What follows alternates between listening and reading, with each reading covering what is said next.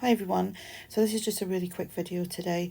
I've got a lot of scraps and I thought, right, I'll do a little scrappy notebook to put into one of my journals. Now this again would be a great mass make if you've got loads and loads and you want to sit there and do that. So I just grabbed a few bits and then just started measuring up and trimming bits off. So there's not really a lot to say, it's more about the visual, like on most journals, to be honest. You know, there's no real measurements, it just depends on the items that you have.